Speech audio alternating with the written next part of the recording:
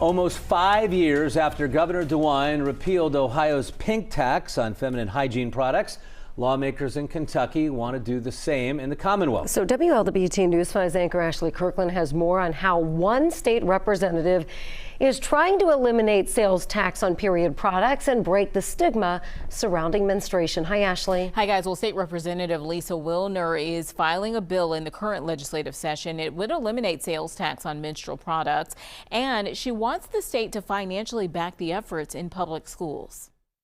There's still a lot of shame and stigma around periods in our culture. And when menstruating students can't afford period products, or when their families have to choose between food and menstrual supplies, that shame is intensified.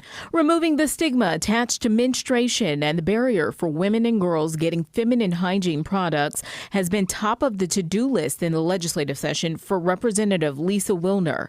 She's filed a bill in the current legislative session in Kentucky to eliminate sales taxes on menstrual products. The bill would require a small investment that would pay big dividends for Kentucky students. According to Alliance for Period Supplies, Kentucky is one of 21 states that still charges a sales tax on period products. The sales taxes range from 4 to 7% in Indiana, Mississippi, and Tennessee.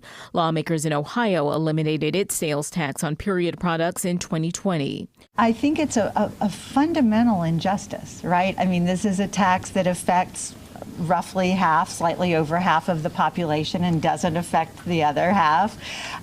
So it is frustrating that we are one of the states that continues it.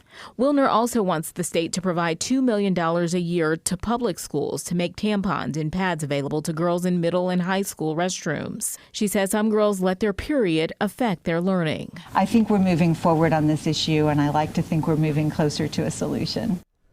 A separate bill has been filed in the Kentucky House that would also eliminate the tax on menstrual products, but it does not include funding for schools to provide the supplies to students. Ashley Kirkland, WLWT News 5. All right.